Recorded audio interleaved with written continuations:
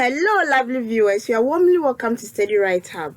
Today's video is a continuation of my previous videos on production possibilities frontier. The focus of this presentation is to look at how to plot the production possibilities frontier or how to grab the production possibilities curve, and also look at the interpretation of the points on the production possibilities frontier. This presentation also talks about the causes of the shifts in the production possibilities frontier and how this is also interpreted in economics, what it means to a company and also what it actually means to a country's economy. This is a tabular representation of the production of chocolate and biscuit. It can be observed that our combination A includes 300 boxes of chocolate and 0 boxes of biscuit. This means that the economy or the company has put all its resources into the production of chocolate only. But as the demand for biscuit also increased, it decided to reduce the production of biscuit to 280 instead of 300 in order to produce 10 boxes of biscuit to meet the demand of biscuit and so on. With this information, let's see how to plot our production possibility frontier for chocolate and biscuit. Basically, this is the shape we will definitely obtain when we plot what we have on our table. Let us look at the characteristics of this shape. So whenever you see PPF curve, it should come in mind that it is concave in shape. It means that it comes out like this. So it's a concave shape. The PPF or the PPC is a concave shape. It is also negatively sloped. We are saying it is negatively sloped because the slope starts from the left to the right, which means that the relationship between the two groups are negative because you have to reduce one in order to increase the other. So while one is decreasing, the other one is also increasing. This is an indication of a negative slope or a negative regression, if I may say. The slope also involves just two items. We have one on the x-axis and one on the y-axis. The commodity reduced is mostly on the y-axis. That I have already stated. Let's see what each point on the production possibility curve means.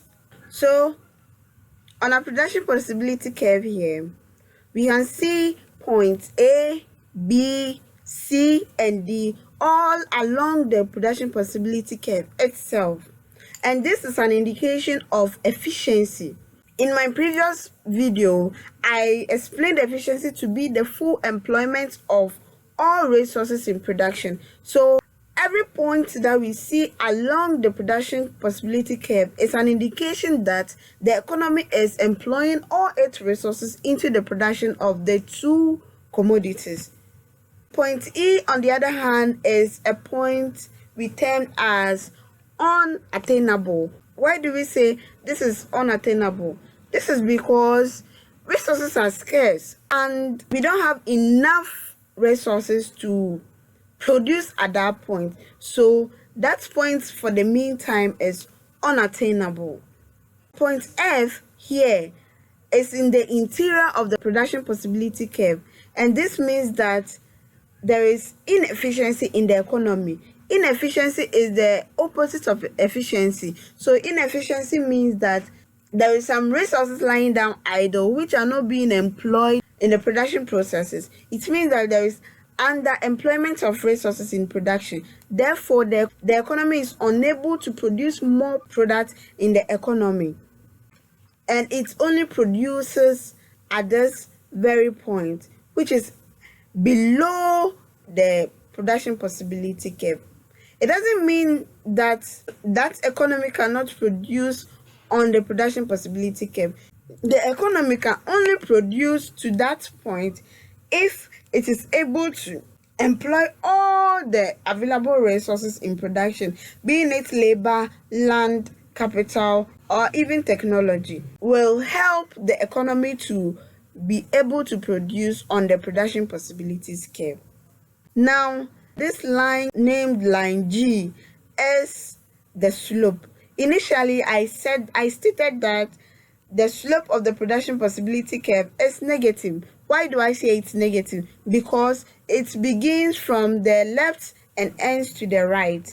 And this is an indication that the relationship between chocolate and biscuit is negative, because we have to reduce the production of chocolate before we can increase the production of biscuits. This is an evidence of negative slope or negative relationship.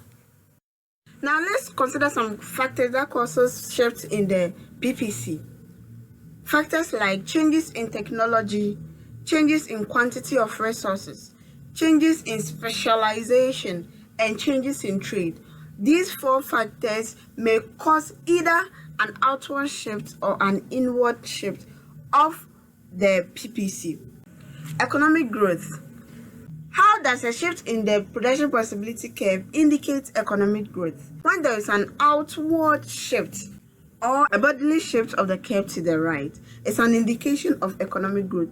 What causes economic growth? When there is an increase in technology, there is definitely economic growth, because an increase in technology results in an improvement in production. Therefore, the production of the goods in question will be maximized to meet the demand of consumers. There is also an indication that there's an increase in resources. This is because if resources are scarce, production will actually not be much. But if there's an increase in resources, say capital, land, labor, or technology, or any other factor that involves resource is increased, it possibly means that there is also going to be an increase in production, and there will be a maximum combination of these products produced with the resources in question, and it will cause a bodily shift of the PPF, which results in economic growth. It also means that basically or definitely there is more goods being produced at that moment, because there is increase in technology and there is also increase in resources. Therefore, production will boost, and there will be an optimum or optimal production of these two goods. So our diagram indicates that our previous PPF or PPC is A, which moved to B, which means that there's now more of both goods than the previous production. Economic contraction is obviously the opposite of economic growth, so it is an indication that there is a decrease in technology as a result of maybe natural disasters and other unforeseen circumstances. The technology for production may reduce, and this will also cause a reduction in the production of the economy, and it's also as a result of a decrease in resources. In the same way, might be caused by some natural disasters and unforeseen circumstances. This will in total reduce the production of goods and services in the economy and actually shifts the production possibility curve inward or to the left, as indicated on the diagram here. So we can see that the previous production possibility curve, which is at point A, has shifted to the left to point B as a result of a decrease in technology and a decrease in resources. The third and last type of shift is a rotation, and this is an indication of technological change. So there can be a technological change in one of the sectors. This means that resources in that particular sector has been increased, and this will actually boost production of that sector. It can also help in the increase of production in the other sector, in the sense that some of these resources can be pushed to the other sector to increase its production. And this will cause a rotation of the PPF curve to the right.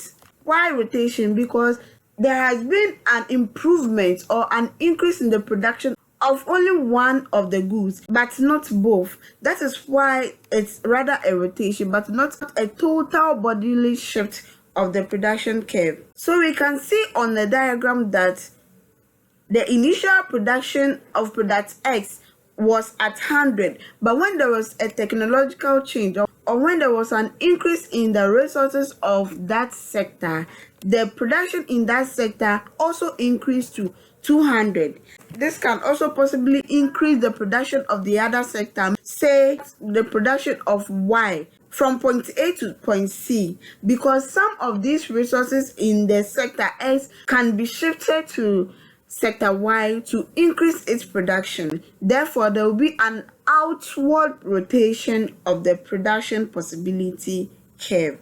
All too soon, we've come to the end of this discussion. Our next presentation will focus on opportunity cost, how it is related to the production possibility curve, the formula for calculation, and how it is also identified on the production possibility curve. The effects opportunity cost has on the production possibility curve will be discussed in our next video. Thank you very much for spending time with us. We urge you to subscribe, like, comment, and share our videos, and also join in on our focus group discussion for more discussions on economic problems, assignments, and other related courses with your tutors and with your colleagues as well. You can also find more related videos at the end screen of this video.